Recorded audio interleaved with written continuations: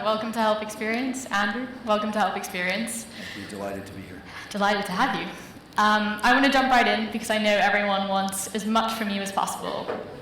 But you and I were talking backstage, and we were talking about aquariums and mastic gum, but we were also talking about anti-optimization. And you've all got a magazine on your chairs, and we've been talking about this trend of how we're starting to see this burnout of sorts from optimization. So I'd love to kick off with the question, do you think we've gone too far? No. First of all, good morning to everyone. Delighted to be here. I can't really see you as well as I would like, so forgive me, but I'm doing my best to see all of you, and I look forward to a discussion that serves all of you and your curiosity. So it's an important question, clearly. Have we gone too far? I think we have to orient ourselves a bit in time, and having spent a lot of time looking at the history of health and wellness and medicine, I think we're at a very important inflection point in human history where the different silos of health and wellness and medicine are starting to get unified, slowly. And I, coming from a background in traditional science, I have great respect for traditional medicine as well as Eastern practices, as many, perhaps all of you do as well. I think the important question that we need to ask ourselves right now is, because living a life that's also connected to the moments around us, the people that are perhaps not on board the health and optimization railway just yet, how do we engage in the world while still taking care of ourselves as best we can? And today, rather than say, okay, I think acupuncture is going to make it into the mainstream, which it's starting to do, or that supplements have, in the last 2 or 3 years, and you surely all noticed, given that this is probably the largest concentration of people in London all taking creatine, that supplements are clearly a part of the mainframe now, right? Melatonin. No one balks, when you say, oh, you might want to just take a little magnesium or creatine. That's not. We've shifted. The thing that I think can be very useful as more and more so-called protocols emerge, and they're going to continue to, is to ask the following 2 questions. First of all, where is there overlap in the mechanisms behind those protocols, right? If somebody's talking about yoga nidra, for instance, a thousands of years old practice that I'm a huge fan of, it served me tremendously in various aspects of my life, improving sleep, reducing stress, learning and memory, all these things. But if somebody's talking about that and somebody else is talking about hypnosis or what's coming next, brain-machine interface, like here's a vagal stimulation machine that's going to bring you into a state of rest, and they've got a new protocol where you're going to listen to a book chapter while you do it. What's the underlying mechanism that's thread through all of those? And this is why, no, I don't believe everyone needs to become a biology student, but understanding a little bit about, what's happening there. There's a shift towards more relaxation. Parasympathetic activation, you could call it. Doesn't matter what you call it. In those states of relaxation, the brain is more amenable to plasticity if you triggered some learning some period of time ago. So you can start to look at any kind of tool or protocol with that kind of efficiency. I'll give 2 examples that I think could be very useful as takeaways. First of all, obviously breath work is a thousands of years old thing in health and wellness and performance. My laboratory spent some time and co-published a clinical trial on exhale-emphasized breathing versus, more vigorous inhales versus meditation, this kind of thing a few years ago. What do we know across the board, whether or not you're talking about yogic practices, you're talking about tumo breathing, you're talking about cyclic hyperventilation, as the scientists call it, you're talking about, physiological size, deliberately emphasizing your exhales shifts you towards calmer, parasympathetic. Deliberately emphasizing your inhales puts you in the other direction. That should be your framework as you look at any practice. So you no longer have to say, is it really a 3-2-3 or a 6-5-7? No, are the inhales emphasized above the exhales in terms of duration and intensity? If so, that will drive you towards more arousal. Or are the exhales emphasized in terms of duration and intensity relative to the inhales? That will drive you towards more relaxation. Then there could be 1,000 different breath techniques with 1,000 different names, and I personally have no interest in arguing about nomenclature. And I think this is also an important point. One thing that you learn coming from science is that, I mean, I could tell hours-long stories about, love triangles and naming of molecules and battles that ended in murder. These are true stories over naming, when the principle that these people all discovered was exactly the same. Meaning, don't get lost in the drama of naming. Don't get lost in what's proprietary. Try and understand just enough about mechanisms so that you can navigate as a consumer or a creator. I think there are many more protocols to be developed. Okay, so that's a point about breathing that I think could be very useful in a variety of contexts. The other point is the following. I talk about all the time, pretty much incessantly, about get your morning sunlight, dim the lights at night, and I'm not the only one to do this, right? These are also ancient practices thread through different communities. Now we have amazing technologies. I have no affiliation to them, but I will give I'm personally a consumer and user. I pay full price like everybody else for things like bond charge and raw optics. I think they're fantastic ways to control your indoor lighting environment, right? But if we step back and we say, okay, lights, sunlight, exercise, caffeine, hydration, what do we all need to do as a species? What does our species need most for health? It's to have high, let's call it post-waking, for some people that's morning, post-waking cortisol and catecholamines, dopamine, norepinephrine, and epinephrine. You want those 4 molecules spiked big in the first hours of your day, ideally the first hour, if your plan is to get up. And you want it dropping through the afternoon, all 4 of those molecules dropping, and you want them low at night. That's what's going to sort of bookend your day. So every day I now think, not what individual protocols am I going to do just yet. I think, okay, early part of the day I want to set up a bookend. Maybe some days I just have access to hydration, a little bit of movement, not a full workout, and an artificial light. Some days that might be true. You're on a plane.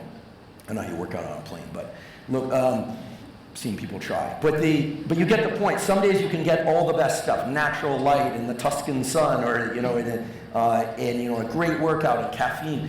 You want to spike your morning cortisol and the catecholamines because it sets you up for low cortisol and catecholamines at night, and that's what's going to set you up for elevated daytime mood, focus, and alertness, and better sleep, and that big spike of cortisol in the morning that is primarily boosted by getting up, because that's what sets the cortisol awakening response, and bright light will amplify that.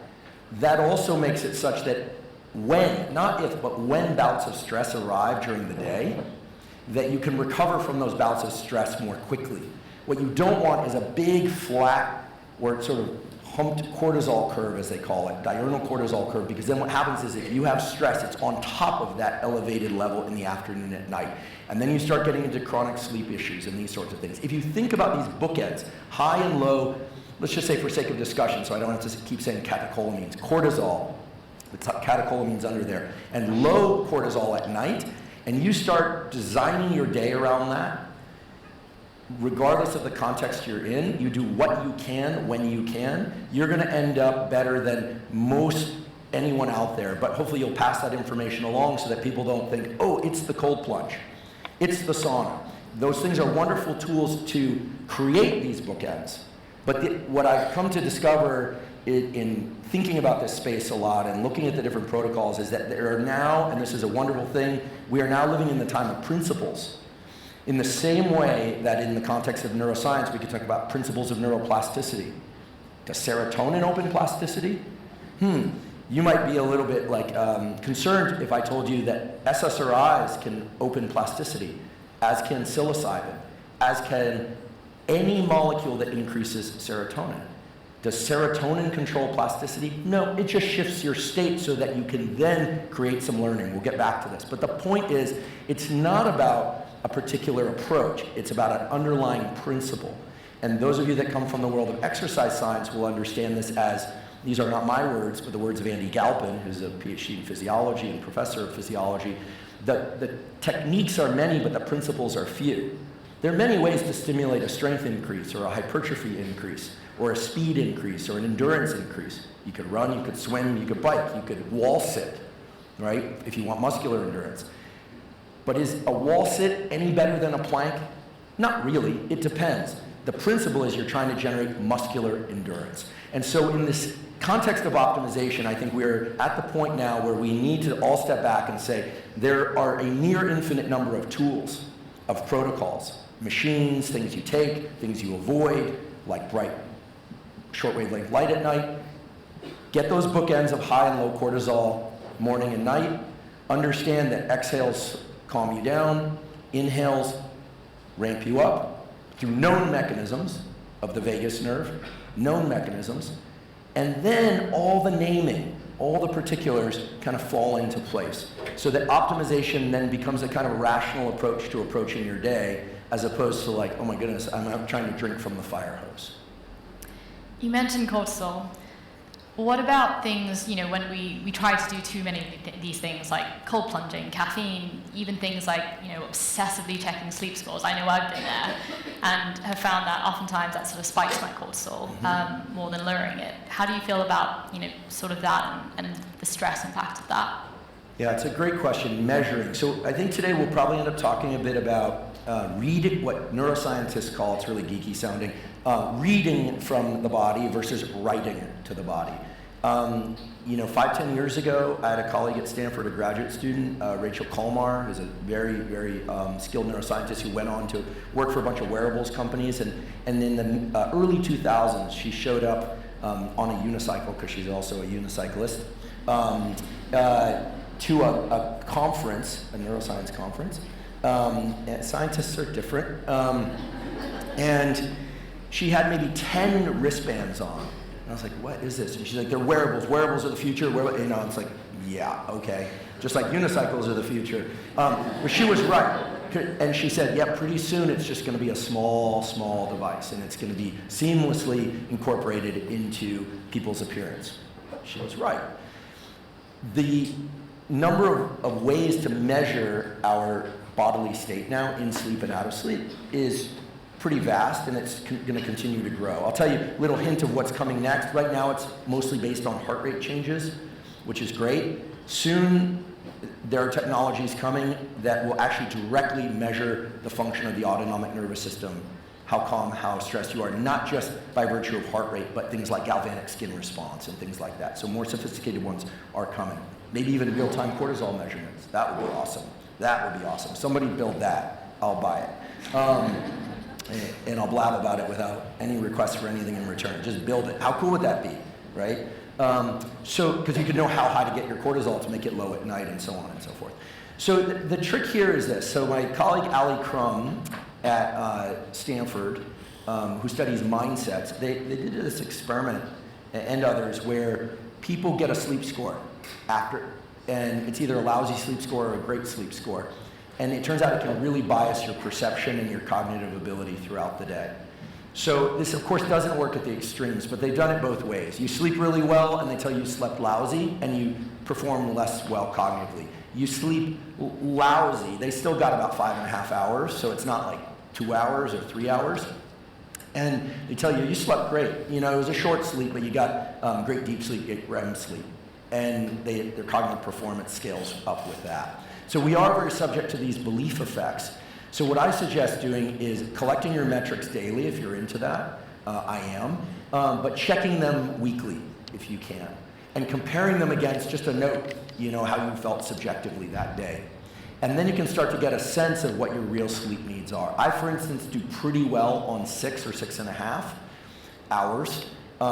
Great on 7. I don't know if I like getting 8. I tend to wake up feeling a little bit disoriented for a little too long. That's just me. So you need to figure it out. It's also true that where you place your sleep in the 24-hour cycle will impact how much sleep you need. So you need to kind of play with that, and then of course there's social constraints too, of when you can actually get to bed relative to your ideal sleep time. I think that the key is to measure consistently, but look at the data infrequently. And in science, that's what we do. We don't collect things and look one. You get some observations, and then you make some adjustments, and then you wait a period of time, and then you look. Because if you're constantly, waiting for the water to boil, you're constantly, as the finance people will say, like looking at your profits and losses, like you can go nuts. And it really can feed back in a negative way on your so-called performance, even in sleep. So that's my recommendation. That said, I think, and granted I'm born and raised in Silicon Valley, so but I just think it's so cool that we can measure our brain and bodily states. But we also have to remember that these belief effects are very real. And you know, a friend of mine who's a very skilled therapist has this saying. He said, you know, don't lie to yourself in ways that hurt you. All right, it's a good one to keep for everyone to keep in mind. And in the same way, don't quantify yourself in ways that hurt you. The quantification is a tool for you. You have no obligation to do it, but don't quantify yourself in ways that hurt you and your performance in the very thing that you're trying to improve. Yeah. And if someone is, you know, looking at these metrics over the course of a week and referring back to them, what are the most important ones for them to look at? So this is where it depends. It's an excellent question. And so it depends on how much of a scientist you want to be of self, which is really what we're talking about here. Is everyone, if you notice there's a theme, and I'm heavily biased here, everyone kind of becoming somewhat of a scientist, understanding what the underlying mechanisms are, just enough so that you can think fluidly and efficiently about different protocols, as we talked about bookending and exhales and inhales. Looking at your data through the eye of somebody who is both objective but also heavily biased. This is what the medical community still doesn't like. They like and hate guys like me.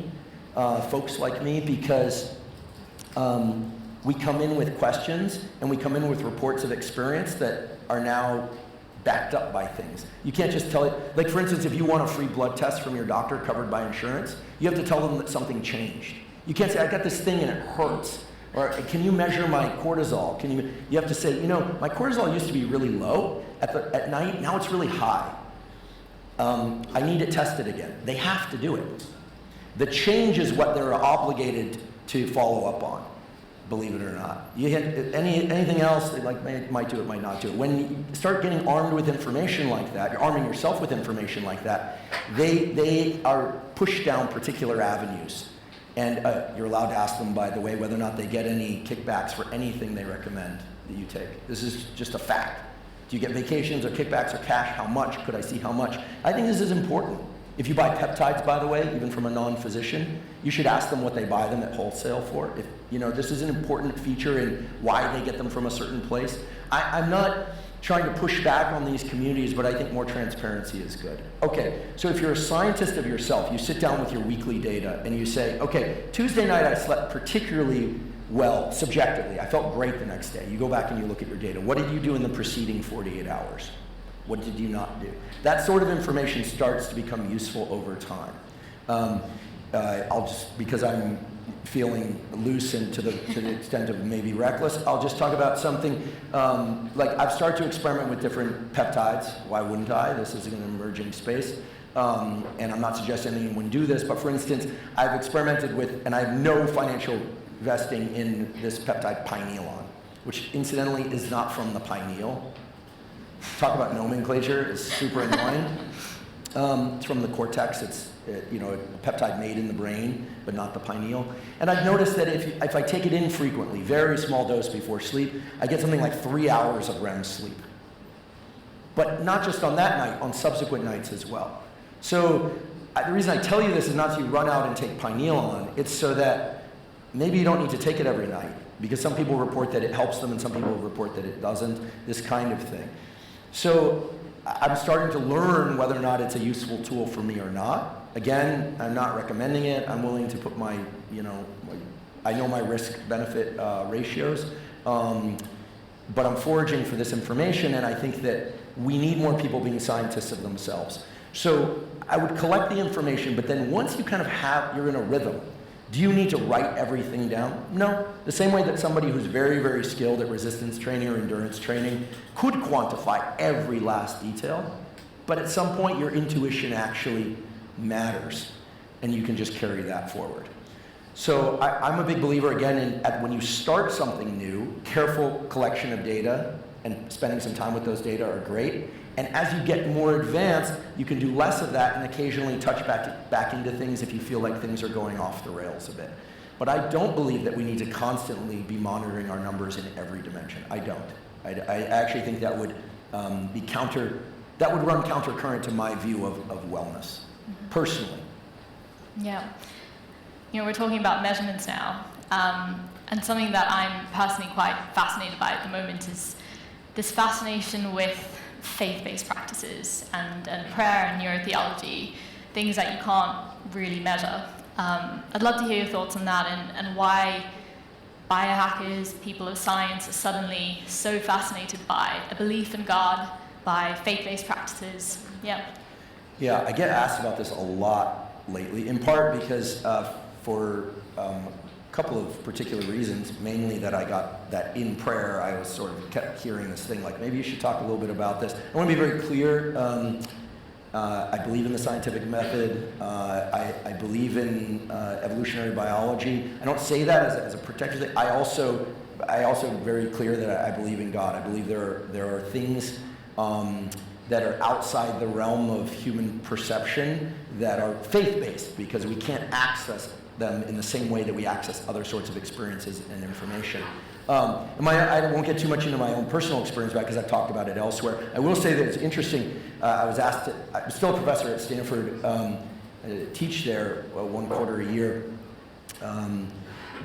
still, but I was asked back to give a talk to the Veritas group, which is an on-campus faith-based group, and by a professor of neuroscience. And so when I first started talking about this faith-based thing, belief in God, just to be direct, I don't tap dance around things these days. If I can avoid tap dancing, I do. And so you're not going to see me tap dance.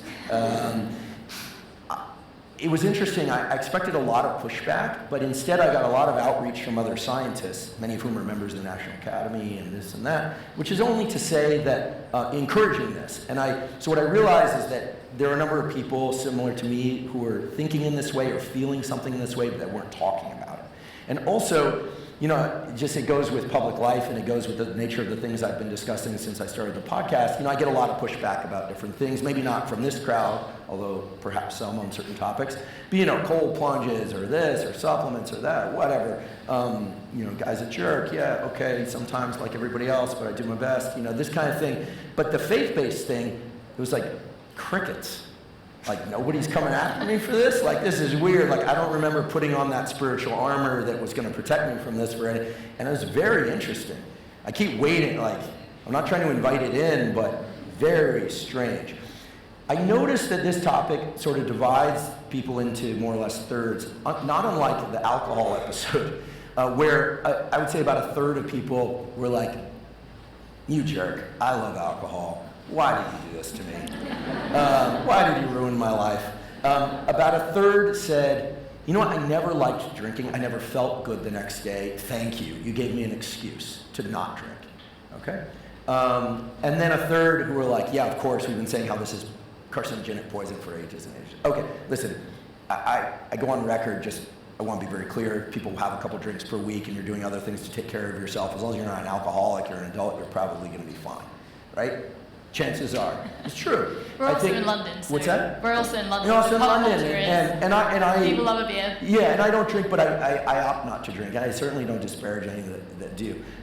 If you don't drink, you're probably a little better off, or maybe a lot better off. And if you're going to drink a lot, you should probably do additional things to offset that, right? Probably mostly through microbiome and sleep care. Because we still haven't been able to disentangle alcohol from negative effects of alcohol on, cancers and other things. You can't really disentangle it from its disruption of REM sleep and its disruption of the microbiome. But who knows, maybe there will be tools that could do that, and then we could get a really clear, isolated picture of what alcohol itself is doing. Okay, so we'll just leave that there and live your life. That with this notion of faith, I came to it through the following way, and I want to be very clear. I'm certain that you, Lex, and others in the room could tell me far more about religion and faith than I could tell you. I want to be very clear, and this is what I told everyone at Stanford in this Veritas group. I am in the exploration phase, in the learning phase. But I heard a few things, and maybe the first one is true, maybe it's not, but I heard, someone can correct me if this is wrong, that Mother Teresa herself said that there were something like 3 nights of her life when she had absolute faith with no sort of questions or contradictions in her mind. And I was like, really? Mother Teresa? She had questions? This is amazing. Like, I was like, okay, so it's okay to be in the questioning of faith and still have faith, and it's an exploration. You're at that edge, at that frontier. That's a hallmark of it. Yes, there are lots of health benefits to prayer, faith-based practices, and so on. And these are now becoming documented. We have a guest on the podcast who talked about these. That's one reason, perhaps, to do it. The other is the following, and this is the one that I can't wrap my head around. So I study neuroscience. I've done that for more than 30 years. Ran a lab until pretty recently, probing neurons, recording from them, doing this stuff. I have friends who are luminaries in the field, physicians who are neurosurgeons, and we could talk endlessly about the ways that the prefrontal cortex regulates behavior, shuts down impulses through top-down inhibition, and on and on and on.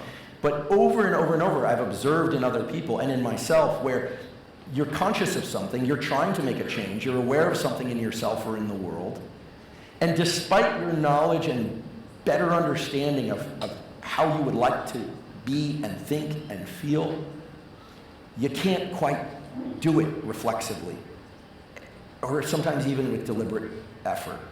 And then there's this weird thing that neuroscience can't explain, which is then people, and we have tons of data on this, typically in the context of addiction, but other places as well, grief, for instance, getting through trauma, people will give that process over to what they call God or some higher power, and as if, I mean, the proper word is miraculously, as if by a miracle, suddenly they can do it. Now, this contradicts everything we know about your prefrontal cortex, the brain structure that literally makes us human. The ability, it does this top-down suppression, strategy setting, etc., that makes you act one way in this environment and different in another environment. If you damage it, you see that fall apart. If you remove it, you start to see people act more like, I don't like the words lower animals, but animals that have less of a prefrontal cortex. This structure should not benefit from turning off. And yet that's what happens in this giving over process. And then the behavior and the things that people are seeking falls into line. The only explanation I have for this is that there are energies, forces, in my case I talk about God specifically, outside us that can be accessed through prayer and other things, other practices, that allows our brain to function differently. I can't square it with anything else. And I was very troubled by this. My dad's a theoretical physicist, and when we talk about this, and he and I diverge on this faith thing, by the way, somewhat. And he said, it's interesting. He was a guest on my podcast, and he said, it's interesting. When you're coming up in theoretical physics, eventually you learn that quantum mechanics, can't be understood through the rational aspects of brain function. Like, what do you mean? He's like, except with the mathematical proofs. He's like, what do you mean? He's like, you can't square it. It doesn't work because the way quantum mechanics works is different than the way that neural circuits in the brain organize information. And so we know for sure that these principles work. In fact, many of the technologies in the world are based on quantum mechanics. But the math is the proof. The math is the proof. You can't think your way through quantum mechanics. By the way, if anyone says they can think their way through the quantum space, and they don't actually know the math, then they probably can't. Okay, I'm not trying to disarm anyone. By the way, I'm not a theoretical physicist. I don't understand the guts of quantum mechanics in the way that a theoretical physicist can. But this is interesting. There's a leap. There's a leap of faith to the math where you have to say, you know what, my brain just can't do it. But with math, it can do it. It's similar. It's a lesser example than the other one. But I think it's important that these neural circuits that are in our brain are spectacular for many, many things. But I do think that this piece that I've been talking about for the last 3 or 4 minutes is an important piece, even if you don't believe in a higher power, to think about where your brain reaches a threshold of capability. And then in a rational, self-contained, like you don't have to give yourself up way, I think it's an important set of questions for everyone to ask themselves, so that if you land at atheist, agnostic, or believer, for lack of a better word, you're certain about where your logic takes you to and where it doesn't. Because otherwise, no matter which one of those categories you're living in a delusion. This is what I realize. I'm living in a delusion if I think that the meat in my head can solve everything. That's a delusion, regardless of whether or not you have a faith, sort of an orientation towards faith. So it's an exploration. And then I could go on, but we don't have time I do think it really helps organize our lives, and across not just our life, but I think it helps us link our personal experience up through our generational ancestors. And I think it connects us to people in ways that are unique. And so I'm very excited about where that might go in the next 20 years in terms of understanding consciousness, human volition, and these kinds of things.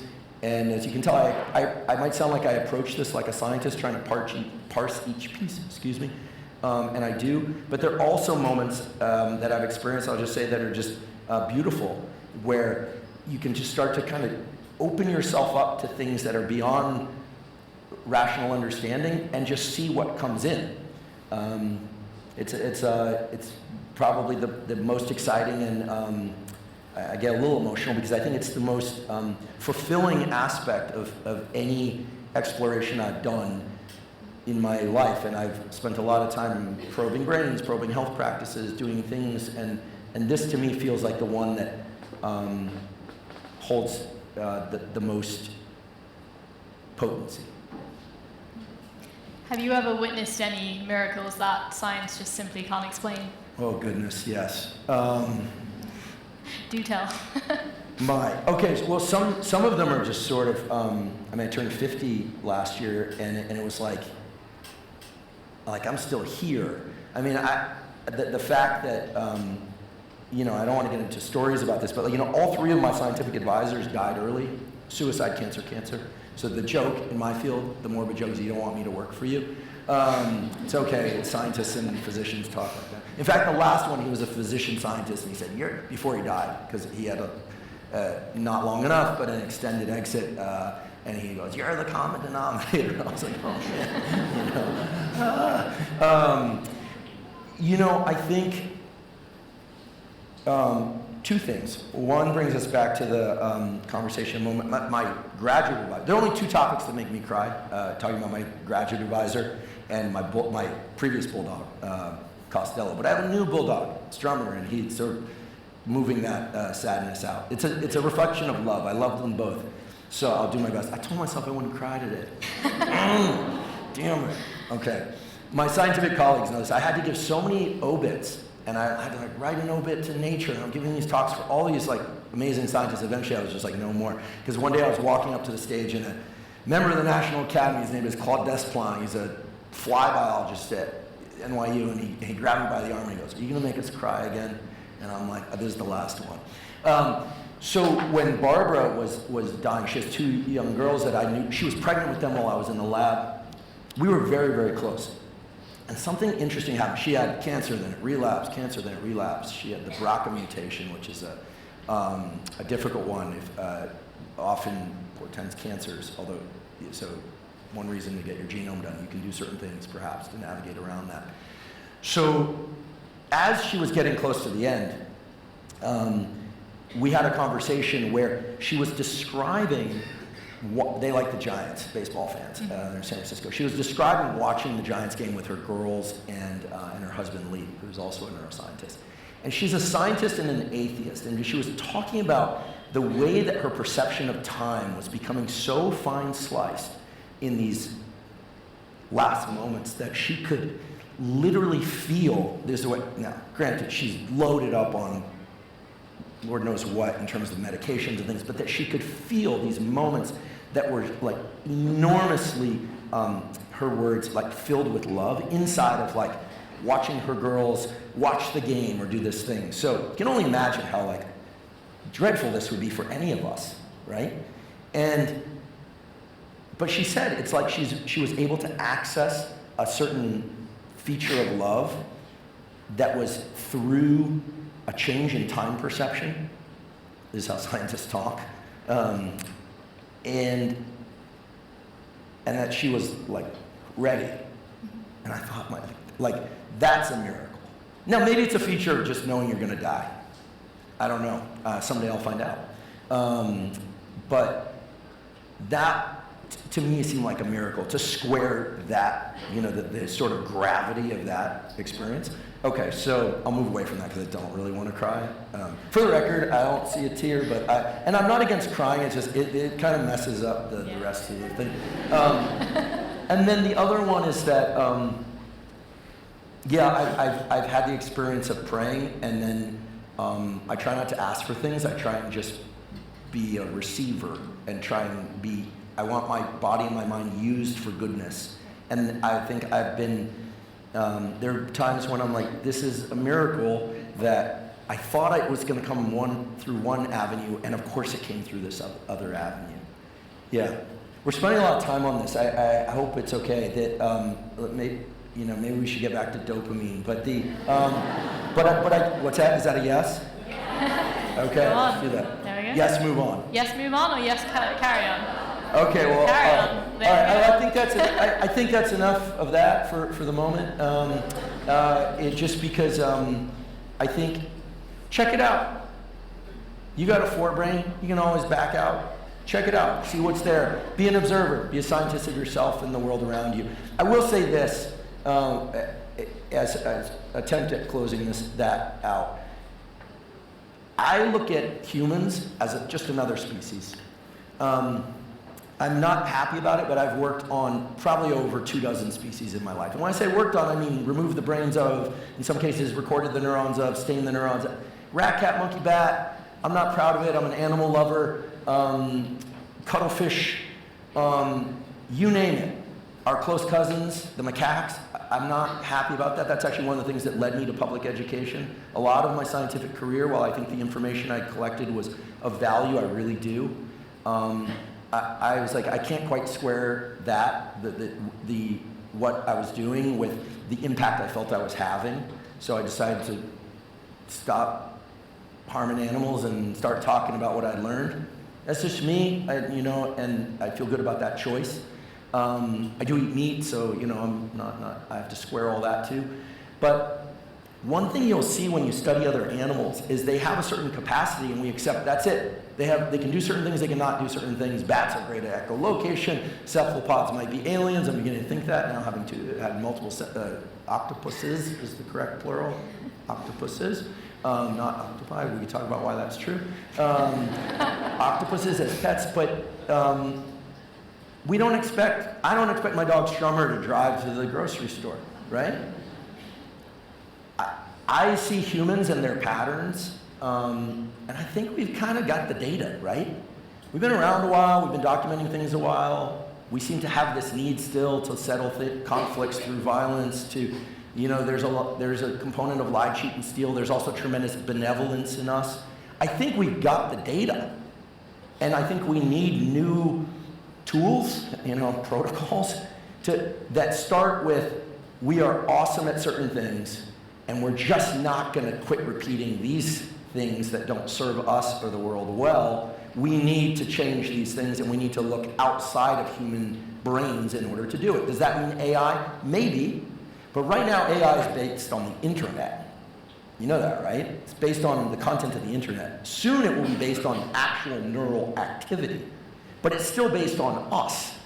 The superintelligence that we talk about, and I'm a fan of AI, but the superintelligence that we talk about that could come from AI is a pooled human intelligence still. I do think that we need to get out and past just human cognition and strategy and brains, with or without AI, to resolve the challenges that humans have dealt with for thousands of years.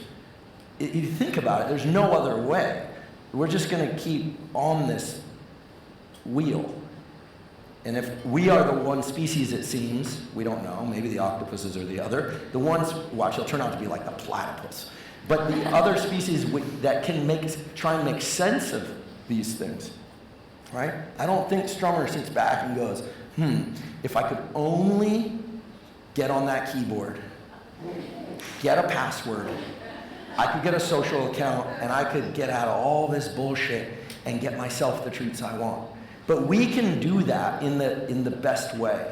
And so I do think that we have to also think about the limits of human cognition and capacity. Like, enough already. The data are in. So we can do beautiful things, but we're limited. And I think the moment we accept that is when it almost forces us into notions of faith and higher power, but it certainly forces us to look outside of just the expectation that humans are just going to suddenly cooperate or create world peace. 50 years old, it's not going to happen unless we think about the whole context differently and what we can and what we cannot do.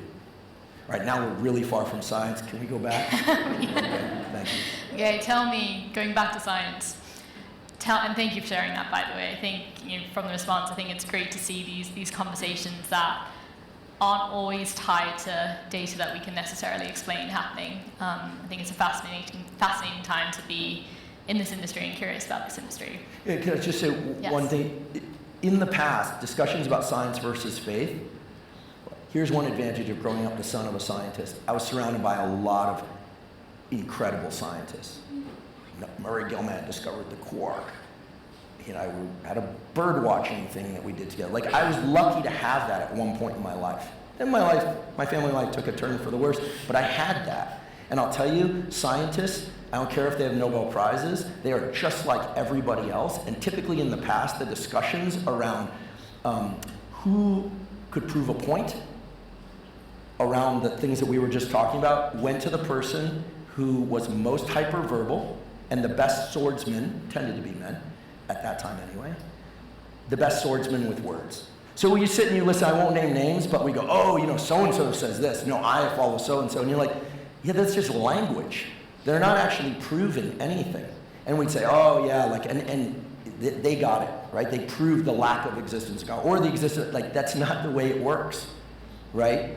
Language is one of our, great evolutionary-based advantages as a species, sometimes a detriment too. So be careful to assign more value to the hyperverbal. This is where I think things like somatics, I actually think some people who are not particularly verbal have great wisdom that we would be wise to try and access. I really do. I think they're tapped into a different set, data sets, sensory inputs. They process it differently. And if we can learn to communicate, maybe that's where AI will be useful, And we can start to understand, there are these other intelligences within even our species.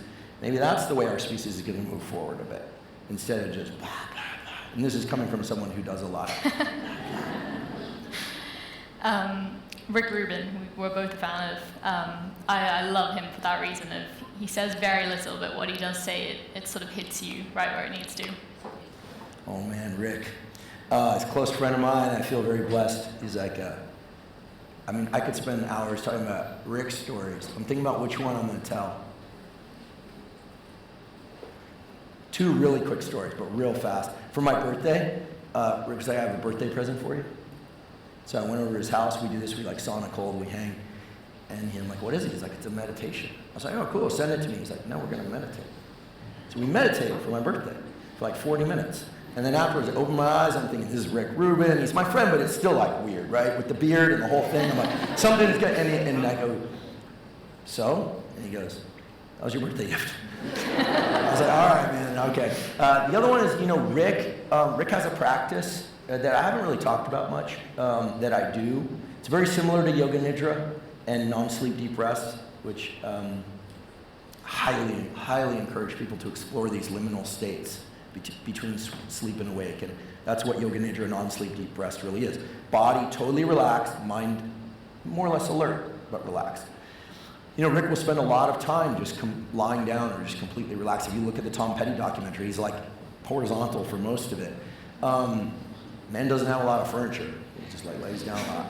Apparently doesn't have any shoes either. He's always barefoot. Simple guy. And I asked him why we were sitting around so much, just laying around and just with our eyes closed. And he said, well, when your body is still and your mind is very active, ideas come to you.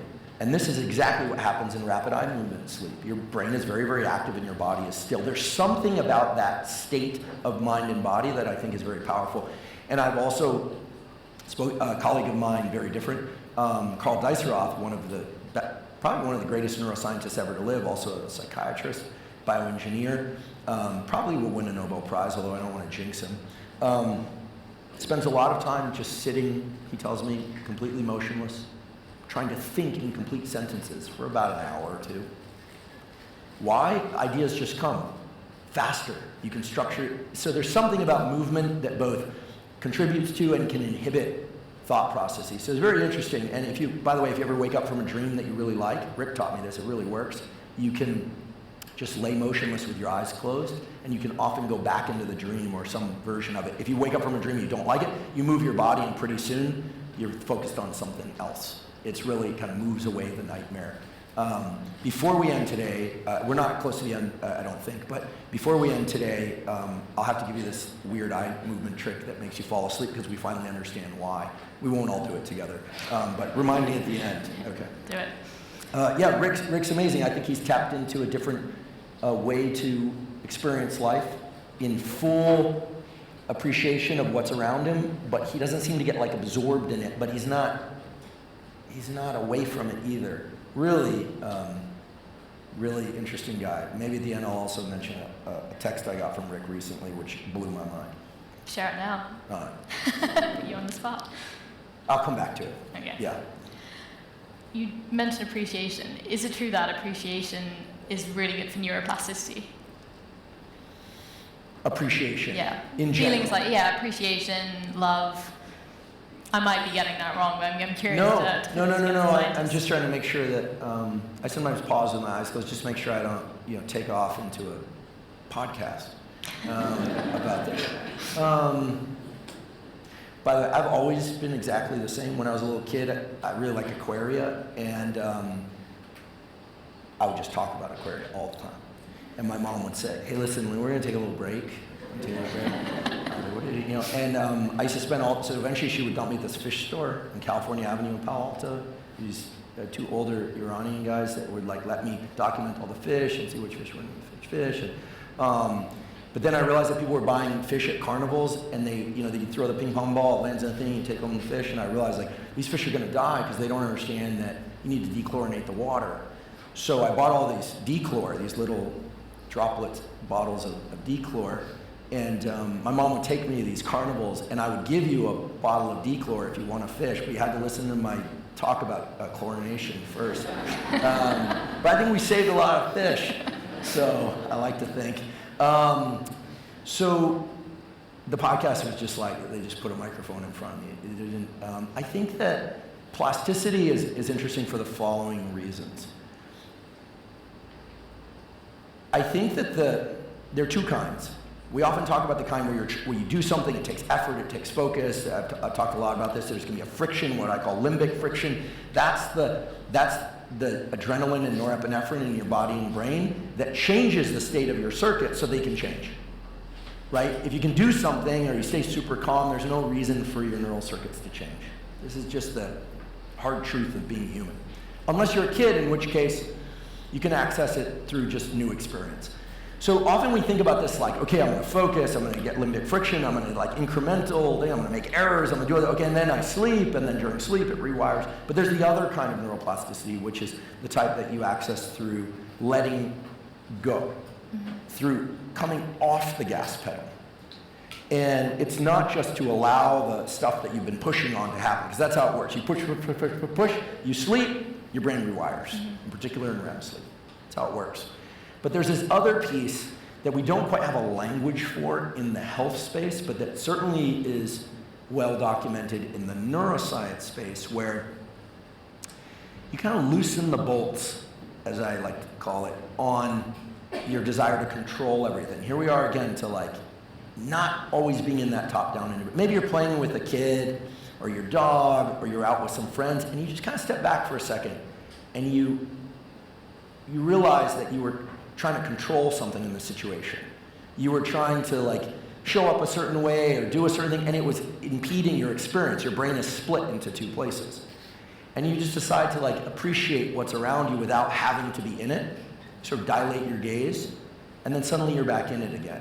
That's a sort of appreciation that I try to practice.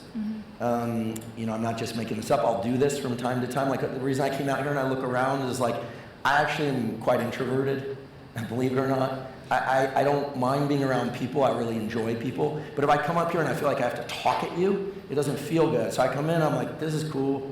Like, we're here to explore, hopefully together, around health practice. And just, like, what a wild thing this is. Like, we're in London just talking about the brain and, like, and Rick Rubin and God and cortisol and fish. And fish. And I try and think about it in a zoom out context. And I think that those forms of plasticity are the kind of mindfulness that has been talked about so much. Incidentally, if you want to be a happier person, the data are very clear. Be present to whatever it is you're going through. Those studies are so robust, repeated over and over, huge data sets.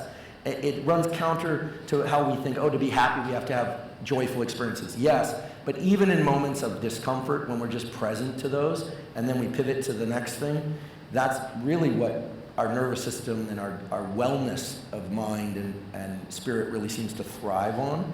So things that, anytime we're in our head, when we ought to be in an engagement with things around us, then we're in the way of that. So there's some coming off the gas pedal thing that we don't have a language for. So maybe you guys can come up with a name for a protocol that is that. But it is practiced over time. There's definitely plasticity. Mm-hmm. And I think this is why people who have the advantage of spending a lot of time meditating, they talk about enlightenment and just, I personally am not interested in being dazzled by the number of contours in a maple leaf. I'm just not. I learned in studying biology that you can pick any level of resolution. You can pick any problem. It was a good friend of mine, he lived into his 90s, is a phenomenal biologist. He said, you have to be really careful. My dog Costello used to come to work with me. He goes, you could study why Costello's nose is only pigmented on one side and spend your life doing that and find molecules and describe it and get tenure. And he's like, and it means nothing. And I was like, oh shit. It's like, I better pick a good problem. I was like, yeah, pick a good problem. So even if you're not a scientist in the traditional sense, pick where you put your mind. This is the power that we have, certainly as a species. We can decide where to place our attention. That's probably the greatest power we have. And sometimes it feels like it's outside our control. But I think that's the most important thing, is that you feel like you have, nowadays we hear a lot about agency, that you feel like you are deciding where to place your thoughts. It's a practice, and I think it's extremely important. Yeah.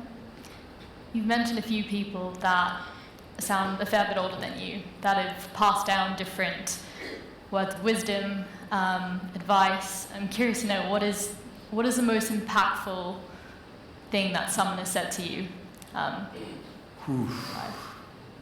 Gosh, I've had so many amazing mentors, and to be clear, some of those people never met me. But I knew them through their reading, like Joe Strummer here around London, like the great Joe Strummer from The Clash. By the way, not the biggest Clash fan, but I'm a huge Mescaleros fan, which isn't even punk rock. But he was a poet.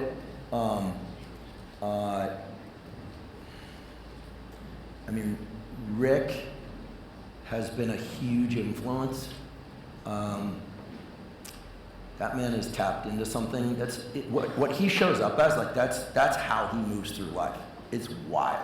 He's like a riddle wrapped in a poem, wrapped in a mystery, and yet he makes total sense, right?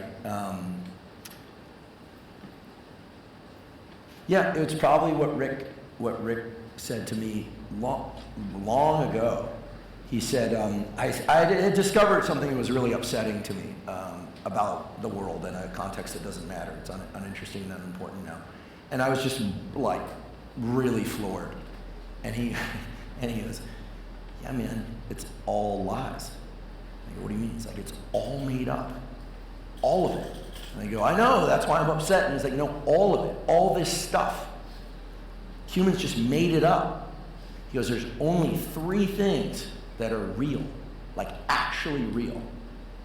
Okay? It's like science, like the laws of, and he meant the laws of physics and chemistry and biology. Like those are real. He said, God, he believes in God, and nature, he lumped those two. And he said, and professional wrestling. And I was like, what? The man watches 12 hours a week of professional wrestling. I'm not kidding. And I'm like, what are you talking about? He's like, because everyone knows it's made up.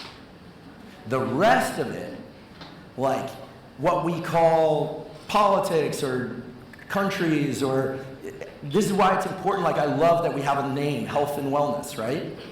Or health? Healf. And wellness. I tried. Wellbeing. Yeah, but like the names are important because they help us move about, and when they're backed by benevolence, then they really serve us. But we have to remember it's all made up. Besides those three things, it's all made up. And depending on where you land, you can decide whether or not you just want the nature part or the God part. We talked about that earlier, right? But everything's made up. And when I started thinking, like, you're right. So I can do this thing of taking, this was before the podcast, of taking like health information and science information and yoga, and I can just like mash it up. It's like, yeah, man. He's like, all rock and roll is a different distillation of the Beatles, James Brown and the band. He includes and the band, okay? Kraftwerk, electronic, I think. Shit, what was the fourth one? The Beatles.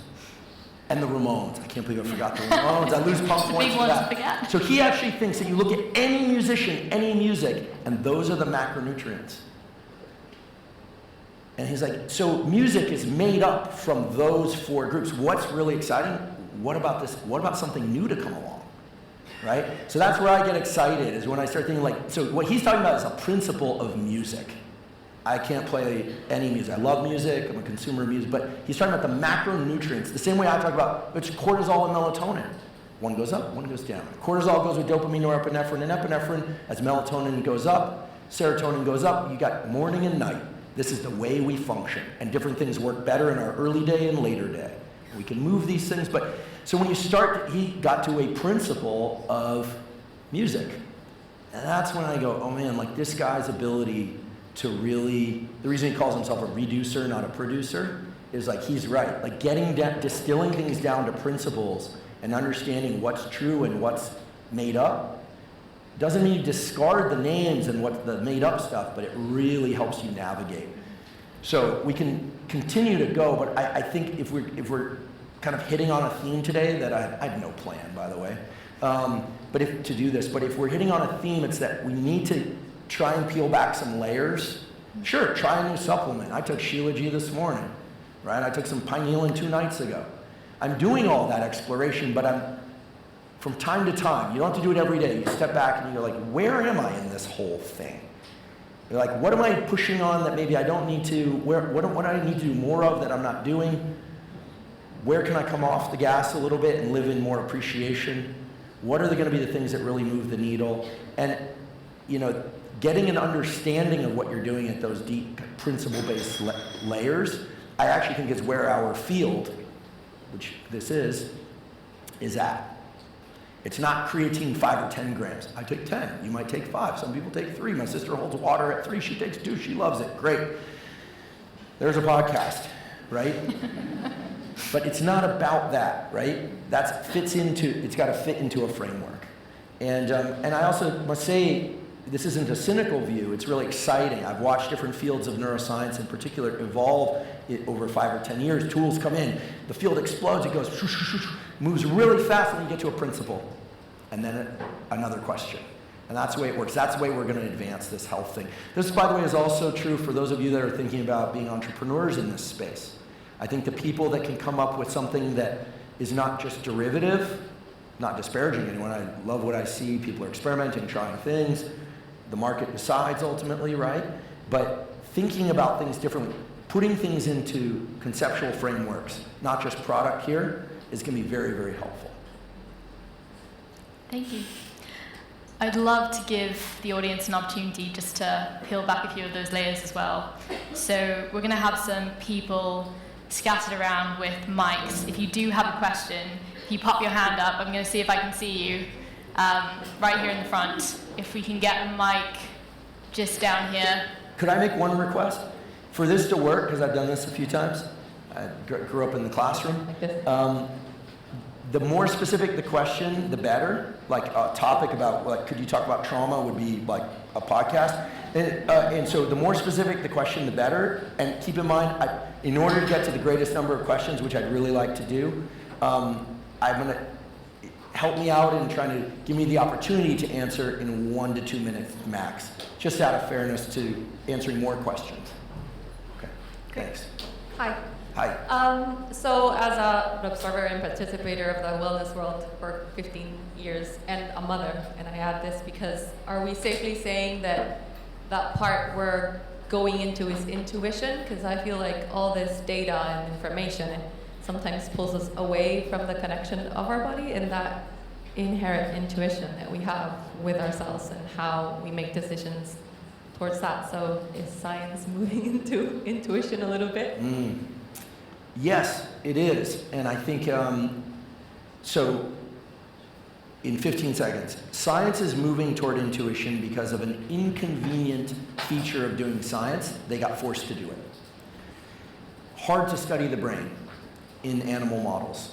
It's just hard. You can get mice to look for a piece of food there, a piece of food there. It's very hard to study human things in mice. You can do some. Certainly the core biology of certain brain areas like the hypothalamus, how limb flexors and extensors, you can work out some core mechanics of that. But then you reach this point where you can't. But then a few years ago, all the neuroscientists moved to what used to be like backwater science. It was like disparaged. No one went to the posters. It means which is to explore how the mind and body interact, how the brain and body interact. Now that's like all the rage because they have the tools to do it. So they got into it for the wrong reasons. But what it revealed is that this thing we call interoception, our ability to sense from our skin inward as opposed to just from our skin outward, exteroception, is one of the more important features of any species, but especially us. So intuition can be broken down into multiple layers, but in the end, because we're human, it ends with a thought and with language if we're going to share it. So let's think about, so interoception is simply like, am I hungry? Do I feel right inside? Do I feel irritable? Do I feel calm? What's going on inside? That would be like the base layer of intuition. Built on top of that is a question. Why do I feel that way? What did I do? What did I eat? Am I jet lagged? Do I like this person? Does this feel good? Does this not feel good? By the way, Rick's, one of his like gazillion superpowers, besides being like infinitely calm all the time, is he's very in touch with his interoception. He has this thing, forgive me, you can't talk about this without talking about things he's told me, because if I don't credit him, then I'm poaching. So Rick has said to me, and I will pass on to you, he goes, man, if people would just, he was saying you, would just be like, it's like food. Do you like it or do you not like it? Like, does it taste good or does it not taste good? Is it like, and neuroscientists actually talk about this. They talk about yum, yuck, and meh. For all the neural circuits that parse food or an experience or a song, it's like yum, and you could do that with capital letters, right? Or lowercase letters, yuck, aversion, or meh. In the end, the nervous system, us, has 3 choices, just 3. You can move towards something, you can move away from it, you can stay right where you are. There's no other option in terms of behavior. So I think intuition, and there is a moment where I'll talk about sort of maternal, paternal, interhuman intuition. These kinds of things are very, very important. But ultimately, accessing the information coming from the body as one piece of the information. We got a little bit astray a few years ago when we thought that, like, listen, the best title of any book ever is Bessel's book, The Body Keeps the Score. That's an awesome title. But it's not just the body that keeps the score. The brain keeps the score too. It's the whole nervous system. And I'm not being disparaging. I think Bessel has revolutionized our thinking in terms of trauma and healing, and I have nothing but the utmost respect for. I've actually never met him in person, but I think the world of him, the title, the message, etc. So I think if we can start to think more about intuition, less as like that doesn't make me feel good. You have to introduce a question. Why? And if there's no good reason, I would trust the bodily signal. That's everything we know. And I could go into someday I'll do a body-mind podcast that I've been wanting to for a long time. There's a whole set of neurons that are sensing things that go beyond taste and acidity and all this kind of thing that has been documented, right? But I do think if you're going to work with intuition, it actually needs to be nervous system, body-wide distributed. And Feynman was right, the easiest person to fool is ourselves.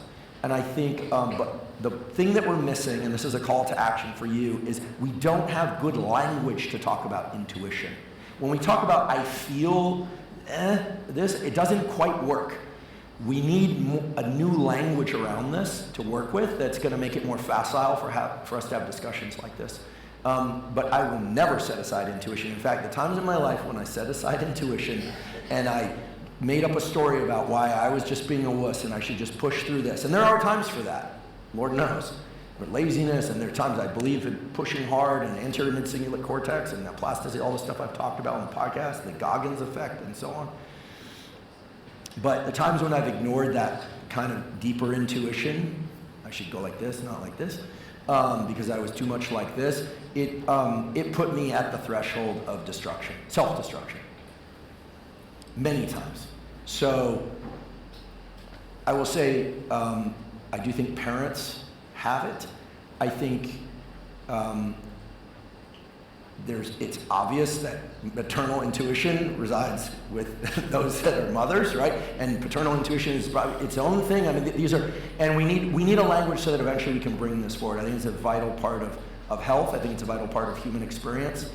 But the moment we try and put too many words to it, it's sort of like the observation effect. It destroys the thing we're trying to talk about. Yeah. Got another question. Gentleman over here, just over there. First hand I saw. Yep. Morning. Thank you very much for an insightful talk. Just on behalf of the younger generation, what do you think that schools could teach about stress, sleep, focus, and regulation? Great question. Their brains are so malleable, and we're blowing it, like blowing it, because they need to sleep in later. They need the REM sleep. I've got a friend they have several kids, but they've got a kid with ADHD. They're medicating him for his ADHD. He's not sleeping. They're also now like, oh, he's not growing. He's got all these different issues. I'm not saying you shouldn't medicate your kids for ADHD. That's a personal decision. I've done episodes where I covered the pharmaceuticals and then got attacked by the other folks. I did cover the behavioral tools, got attacked by the pharma folks. Welcome to my world. They need sleep. Their sleep schedules are shifted. The final 2 hours of sleep is when they get REM sleep and when we get REM sleep. Like, I can't believe that we would put so much care into the information that we're giving them in school without thinking about the need for the time to actually rewire the circuits to keep that information. It's like, who are these people designing this curricula? Is that a word? Curricula? Curriculi? Curriculum. Forgive me. When I'm in England, I feel like I need to touch on health. So that's one. Obviously, electronics out of the bedroom at night is going to be a tough one because that's part of their social connection, but we need to encourage it to some extent. Stress management. Teach them the physiological side. It's free, it's easy. I didn't invent it. I just kind of tried to popularize it and get it out there.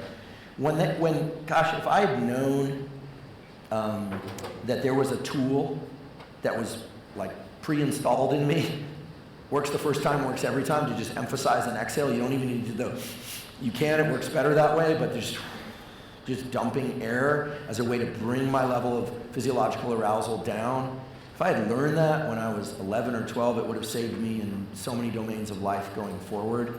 People make dumb decisions against themselves and others when they're anxious. Period. End of story.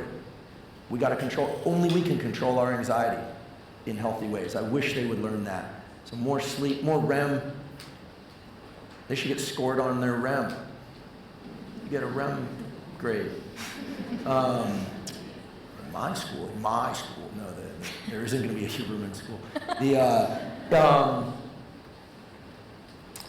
I think a principle that we need to adhere to is that nobody knows what it's like to be a child or a teenager or a 20 or a 30-year-old even in 2026, except the people I just described. Like, I'm 50. When I was 19 and people told me what to think and do, it didn't work. Why would we think it would work now? So I think we need leaders in that group that are willing to step up and like be advocates for health and get their peers really thinking about it, even if it needs to be a little bit of a rebellion. There's all the youth trends have always been rebellions at some level. The quitting smoking thing was a rebellion ad campaign. That's how they got kids to quit smoking. Telling them it was bad for them, it didn't work.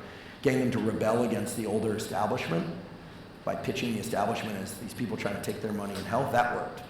So as we all get healthier, those of us in my, Gen X, we have to be careful that the rebellion isn't to be really unhealthy, too.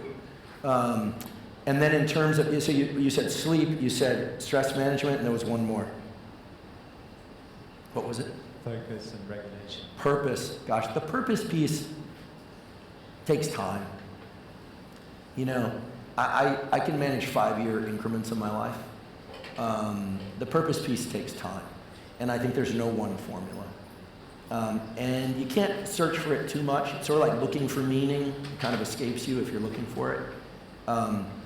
But I think that getting kids to value their mind and their body as a biological thing first, and then as a psychological, and if it's appropriate for them, like as a spiritual entity, is like a really good thing. Because it's like it's not a self-importance, it's like a valuing of self. And I don't think the way that they're being there's some great schools, there's some amazing teachers, but I don't think they're given the space to like really get the sleep and get the relaxation they need. It's just coming at them awfully fast. Sounds a little pessimistic, but humans are resilient. Kids are badasses. They'll figure it out. But we want to avoid as many deaths of despair and just as possible along the way. The adults also need to start acting like adults. Like if you look, like the children are acting like adults because the adults are acting like children, in my opinion. And I'm guilty of that sometimes too. I don't mean childlike and playful, but like you look at some of the antics of people very visible, and you go like, where are the adults in the room?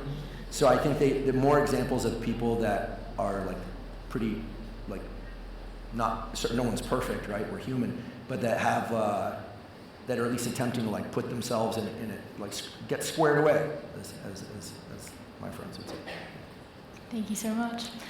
We are out of time, but we're going to have to organize something else to get all the questions, get you to answer them. Could I ask a favor? Yes. Okay, because I know people want to leave, but we're over 3 minutes. If there's 3 more questions, I can answer in 30 seconds each. Sorry, they hate me for this, but whatever. I've always been a little bit of a rebel. This was not against you, like they're going to get, yeah, so, and we should move a couple, so let's do one here, one there, and then one there in the back. And because I can't say no, those 4. I'm going to interrupt. Some other time, the rest will say, yeah, I'm going to go fast. Yeah, very quickly, you so eloquently spoke about language. Is it time to take the hack out of biohacking, considering the traumatic load behind the word hack, particularly when it comes to biology? Yeah, thanks. I never liked the word biohacking. Biohack is not knocking against the people that it sounds like kludging together something, using something that wasn't intended for that purpose. I like, as you now know, principles and mechanisms that explain why a particular tool works so that that tool doesn't become the holy thing. It's a reflection of a deeper principle, which is not a hack, which is this beautiful thing that we call our biology and our physiology and our psychology. I'm going to do the hardest thing in the world. Okay, let's get another one at the back there. I'll go fast. Yeah. And if people need to leave, I don't get offended. You know how many times people walked out of my lectures? So, Andrew, quick timely question for you. Over here, back here. Yeah. The UK just announced a U16 social media ban. You've spoken about excessive screen time use in both children as well as adults. What more should we all be doing? Great question. I'm going to go faster than as many as we can, then they can pull me off with the king. Here's the deal. Beautiful study. Let's go with data. Your phone is out, but turned off. Your phone's in your bag behind your chair, or it's in another room. I look at your ability to do cognitive work. Only the phone in the other room allows you to access your normal levels of cognition, even if it's in your bag turned off or upside down on the desk. You can still focus, but you come out of that more fatigued because your mind thinks something's going to come in until it's out of your physical space. Data, awesome. Let's run it out there, right? I didn't do the study, wish I did. One more at the back. Who's up? Hi. Stand up. Sorry, yeah, hi. What's the eye trick that you talked about that you said send you straight to the Eye trick. It's a good one to end on. Cool, all right. This is crazy looking. If this is the only thing that gets clicked and put out there, I'm gonna just, anyway, wouldn't be the first time I was taken out of context. Okay, to fall asleep, you need to forget about your bodily position. Proprioception has to turn off. There are now bed technologies where the bed rocks and people fall asleep much faster. Not that practical, but seems awesome. Bed on a swing, no, don't go there. The whole thing with eye masks, I've tried one of these. There are now eye masks in development. I don't have a relationship to these companies, unfortunately, that stimulate the vestibular system behind the eyes to trigger a particular eye movement, which puts you to sleep. It's awesome. It puts you to sleep. This is writing to the nervous system. What is the eye movement pattern that works? Close your eyes. Don't worry, you're not going to go to sleep. Move your eyes slowly to one side or the other, like the left or the right. Then move it to the opposite side. Then move them counterclockwise, like trying to make a circle with your eyes, and then move it circular. Now, with your eyes still closed, kind of cross your eyes towards your nose. Don't worry, no one's looking. And exhale. If you do that pattern when you wake up in the middle of the night or you need to fall asleep, you will be amazed how much more quickly you will fall asleep. It's not mysticism. It's that those eye movement patterns confuse the vestibular system, your balance and proprioceptive system. And there's a direct link. I spent a lot of years studying it, in fact, in my lab, between the ocular system and the vestibular system, the so-called oculovestibular system. You had a question. Someone had a question. Yes, Very yes. last question, and then we do have to wrap. Oh, okay. Yes, go ahead.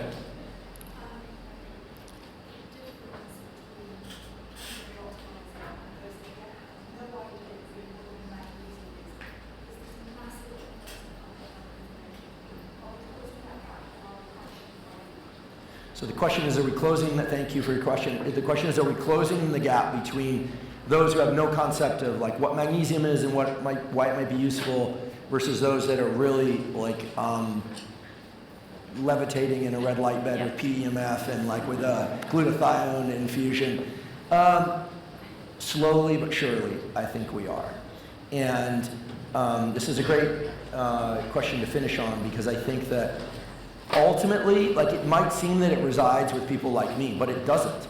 I've observed in science and other aspects of human culture, it's really about you all communicating these themes to people in ways that bring them to the table, in ways that serve them.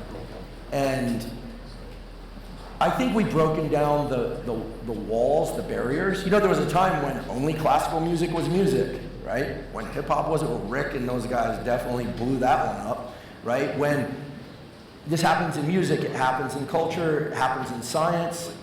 People didn't used to study the body in neuroscience. Now it's all body-mind stuff, vagus nerve, etc. People didn't used to like brain-machine interface. Now it's becoming all the rage. Things take time, but I think that once again, if we can just approach things from the standpoint, we all have a body, we all have a mind, I do believe we all have a spirit and a soul, like how we each are responsible for those, and how are we going to share information so that people can start to explore those in ways that help them and not feel like they have to do things. The human spirit is strong, and one of the strongest features of it is that it doesn't like to be pushed. We all got a little bit of bulldog in us, thank goodness. And I think, use the carrot, not the stick, I think is what I'd like to see in public health. I'm tired of seeing fights about this, that, and the other thing. It's getting boring. The way it's woven into politics, it's getting old. And that's the best part. It's getting old. Everyone's getting tired of it. Everyone, I like to think, is very excited about what we can bring to our species and the other species of the planet and the plants. And I think that that's going to come about through you all being really strong advocates for your own health and communicating with your Uber driver, with your family members, with your students, your kids, in ways that are clear that we also don't have all the answers, and that present an offering for people to explore should they want to. I'm certain that's going to work. Why? Because that's how it's worked up until now. It's slower than it ought to be, but the internet is great. It's awesome to be here in London with all of you. You have an amazing meeting ahead. I only wish I could watch the rest of the meeting. And for those that I didn't get to answer your questions, we'll sync up at some point, I'm sure, because we called it in. It's going to happen. Thank you very much. Thank you so much.